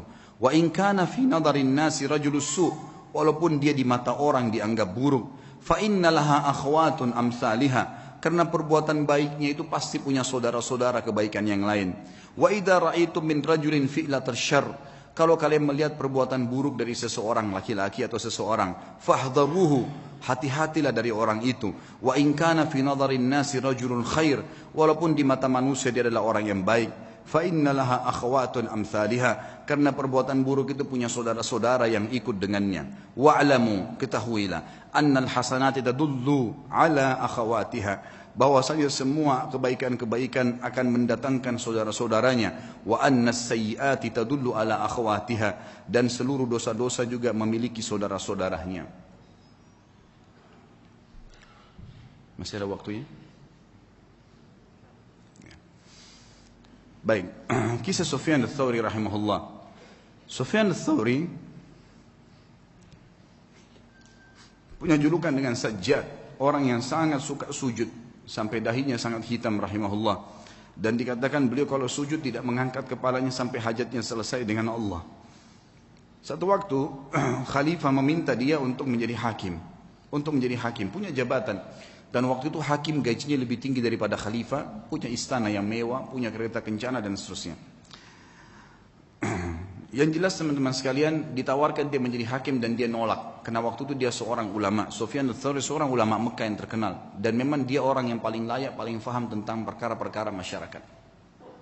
Lalu dia nolak dengan santun mengatakan saya tidak bisa dan saya khawatir saya akan dihisab oleh Allah hari kiamat kalau saya berhukum yang salah. Maka khalifah mengatakan kau harus menjadi. Karena dia nolak dan dipaksa, akhirnya dia pun melarikan diri dari Mekah. Dia jalan teman-teman sekalian. Sufyan ats-Tsauri rahimahullah jalan dengan menggunakan jubah menutup kepalanya dan meninggalkan Mekah. Sampai jalan menuju ke Yaman. Selama 3 bulan perjalanan kaki sampai di Yaman, kemudian dia tiba di sebuah kebun kurma. Kemudian dia menawarkan diri untuk menjadi pegawai di kebun kurma itu dan orang tidak tahu siapa dia. Kemudian berkatalah pekebun kurma tersebut, saya akan berikan gaji kamu seperti orang-orang yang bekerja sama saya. Dia bilang, baiklah, saya terima. Yang penting saya ada tempat tinggal dan saya bisa ibadah. Berjalanlah 3 bulan dia menurunkan kurma dari pohon. Seorang alim ulama yang sangat dihormatin pada saat itu. Sangat dihormatin. Kemudian dia pun rahimahullah setelah 3 bulan ditanya oleh pemilik kebun tersebut. Dia bilang, wahai Abdullah, dulunya ditanya dia, siapa nama kamu? Dia bilang, saya Abdullah. Dia tidak dusta. Dia bukan tujuan dusta. Dia mengatakan, saya Abdullah, maksudnya saya adalah hamba Allah. Gitu kan? Karena dalam bahasa Arab begitu. Kalau dia sebut namanya, dia ditangkap oleh khalifah. Dia tidak mengatakan nama saya, dia mengatakan saya adalah hamba Allah. Gitu kan? Bahasa Arabnya, ana Abdullah. Rupanya pemilik kebun menangkap namanya Abdullah. Dipanggil, wahai Abdullah, kesinilah. Datanglah Sufyan rahimahullah lalu ditanya, apa perbedaan antara kurma kami dengan kurma kalian? Maka kata Sufyan rahimahullah, saya tidak pernah tahu perbedaannya karena saya tidak pernah mencicipi sedikit pun dari kurma Anda. Maka kata pemilik kebunnya, apakah kamu ini tinggal 3 bulan di kebun saya, turunkan kurma, sortir tiap hari, gak pernah kamu makan 1 butir pun? Dia bilang, demi Allah 1 butir pun tidak pernah karena Anda tidak pernah mempersilahkan saya. Maka kata pemilik kebun, teman-teman sekalian, dia bilang, apakah kau mau mencontohi muru'anya, ya, kehormatan ibadahnya Sufyan ats-Tsauri? Dia nggak tahu kalau ini orangnya. Maka yang terjadi teman-teman sekalian, dia pun diam si Sufyan ats-Tsauri, lalu kemudian dia sudah tahu akan terjadi apa-apa, lalu dia membungkus barang-barangnya, dia tinggalkan kebun tersebut. Ternyata pemilik kebun ini sudah mendengar berita kalau Amir Mukminin waktu itu menyuruh menangkap Sufyan ats-Tsauri secara paksa. Siapapun yang menangkapnya akan dikasih 1 peti emas. Disebarkan berita, tangkap Sufyan ats-Tsauri, hidup atau mati. Maka pada saat itu teman-teman sekalian, tentu ini kisahnya panjang, saya ringkaskan. Kemudian si pemilik kebun datang kepada temannya di sana lalu berkata, ada pegawai kebun saya unik, kenapa saya tanya dia perbedaan antara kurma Hijaz, Mekah dan Madinah. Karena dia mengaku dari Hijaz, dia dengan Yaman dia tidak tahu. Dia bilang dia tidak pernah incipin 1 butir pun karena saya tidak pernah persilakan selama 3 bulan jadi pegawai. Maka temannya mengatakan, sebentar, ya, bagaimana cirinya pegawai itu? Disebutkan cirinya seperti ini. Kata dia, itulah Sufyan ats-Tsauri. Kita kejar dia, tangkap, kita berikan kepada Amir Mukminin, ambil 1 peti emasnya. Waktu mereka kembali ke kebun sudah tidak ditemukan. Dan Sufyan ats-Tsauri sudah kembali ke Mekah. 3 bulan kemudian, jadi ini sudah dari 6 bulan dari masa pengejaran, dia pun 3 bulan lagi kembali ke Mekah. Waktu dia kembali disambut oleh masyarakat Mekah, dia ulamanya, gitu kan, muftinya Mekah pada saat itu, lalu disambut, mereka pun belajar. Lalu beberapa ulama lain menasihati, mengatakan, wahai Sufyan, Amir Mukminin sudah sangat marah, dia akan menghukummu. Dia bilang, saya lebih takut dengan raja yang sebenarnya, karena kalau saya salah berhukum maka akan jadi masalah. Dan dia harus bisa mengerti, saya tidak bisa memaksakan diri, gitu kan. Harusnya dia bisa memaklumi dan masih banyak orang-orang yang bisa dijadikan sebagai pengganti saya. Lalu waktu Amir Mukminin waktu itu tidak disebutkan, saya tidak dapatkan namanya. Dikatakan mendengar Sufyan ats-Tsauri ada di Mekah, lalu dikejar sama dia. Dia bilang, saya akan membunuh sendiri Sufyan ats-Tsauri dengan tangan saya. Kata temannya yang meriwayatkan kisah ini, Sufyan ats-Tsauri itu mendengar berita tersebut pun, kemudian dia sujud sholat 2 rakaat di depan Ka'bah, kemudian dia sujud dan demi Allah, saya tawaf 7 kali, dia belum mengangkat kepalanya dari sujud di sujud yang pertama. Jadi sujud tidak pernah angkat. Saya tahu pertama dia masuk sujud pertama, yang kedua, yang ketiga, sampai 7 kali tawaf. Ini kurang lebih memakan waktu mungkin setengah jam lebih ya. Itu kalau cepat, kalau lambat mungkin bisa lama, lebih lama. 7 kali tawaf bisa sejam kalau lagi padat-padatnya. Maka dia sujud, dia bilang, saya duduk di sebelahnya dan saya tahu tuh sujud pertama karena setelah dia masih angkat sujud yang kedua, kemudian dia berdiri rakaat kedua dan 2 sujud selanjutnya.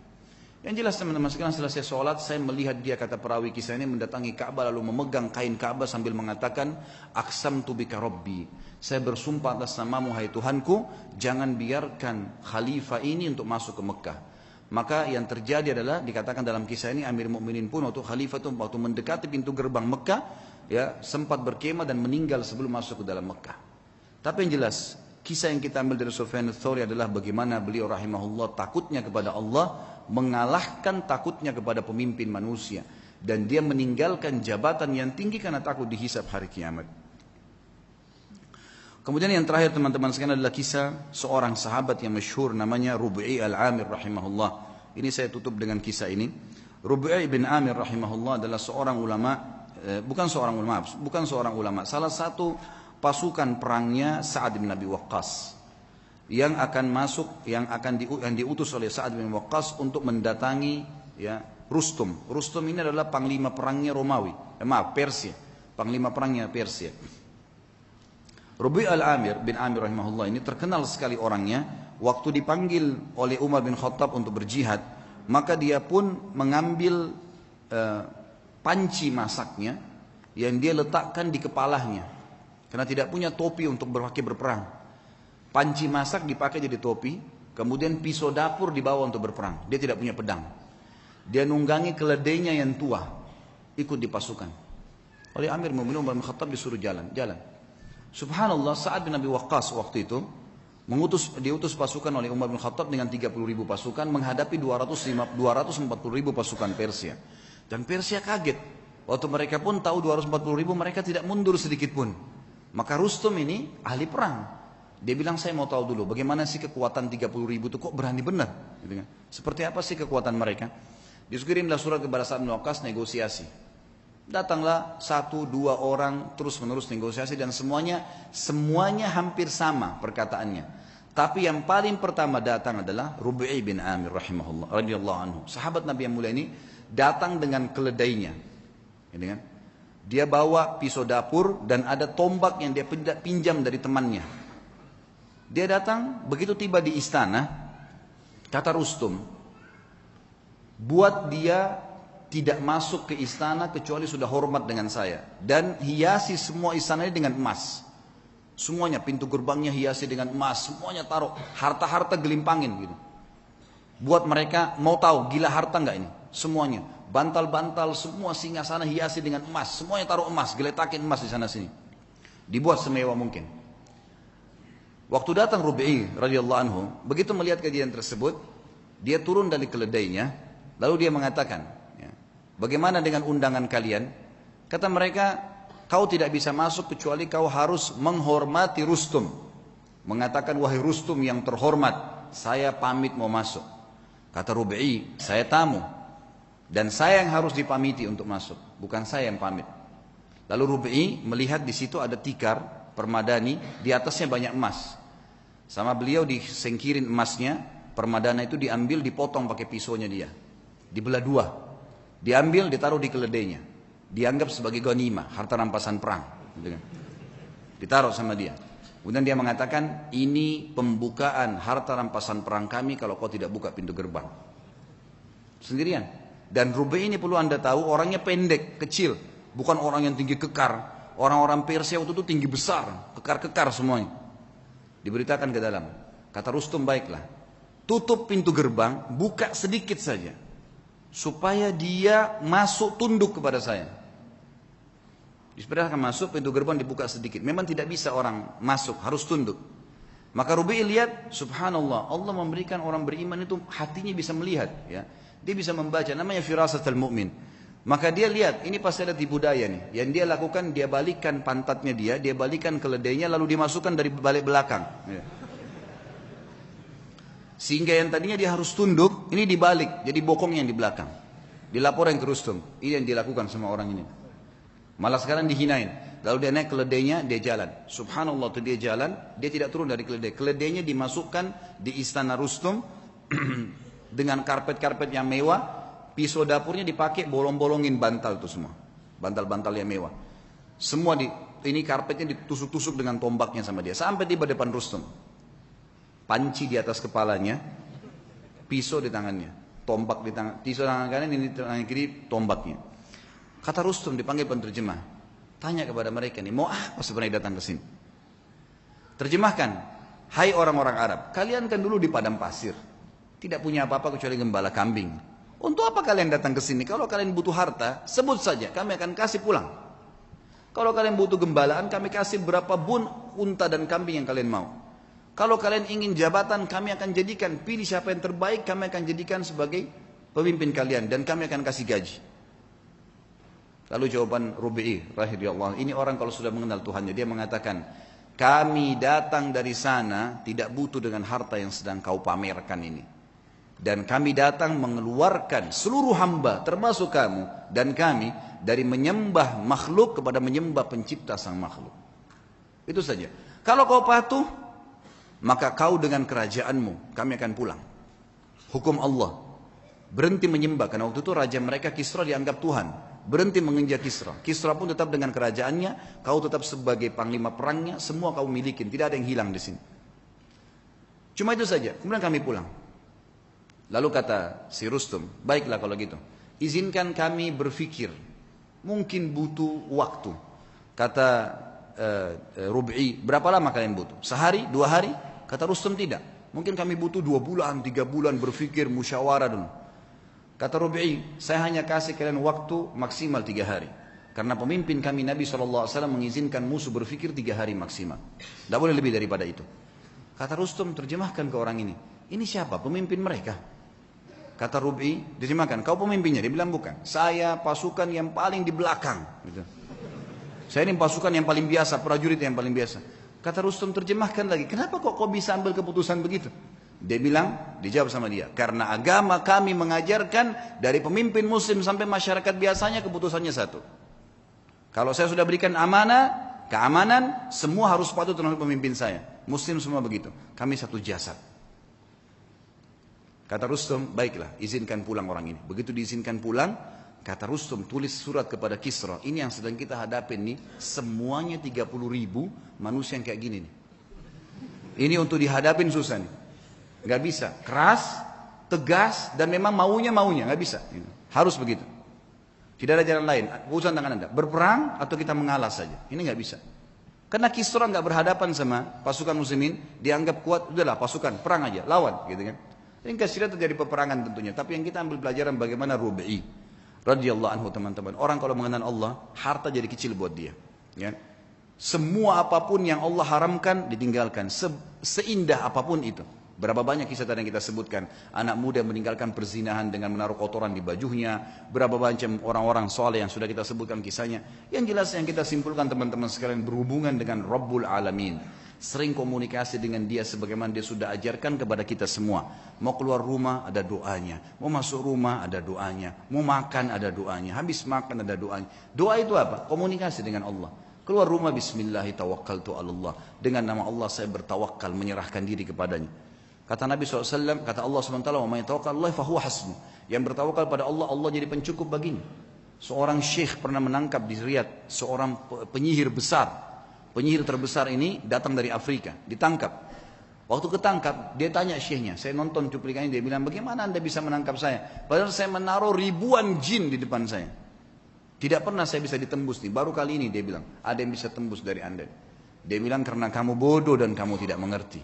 Kalau saya keluar dari rumah saya tadi, saya membaca apa yang diajarkan oleh Rasulullah SAW, Bismillahirrahmanirrahim. Saya bertawakal kepada Allah, dengan nama Allah saya tawakal kepada Allah, la haula wa la quwata illa billah. Tidak ada yang kekuatan kecuali milik Allah. Dan saya yakin dengan doa saya dan kata Nabi SAW, siapapun yang membaca doa itu pada saat keluar rumah, semua syaitan yang menemuinya akan berkata, orang ini tidak bisa kita ganggu karena Allah sudah lindungin.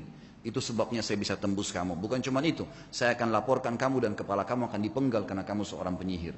Ditangkaplah penyihir tersebut teman-teman sekalian. Hubungan dengan zat sang pencipta yang maha kaya, menciptakan semuanya, itu adalah hubungan yang paling baik.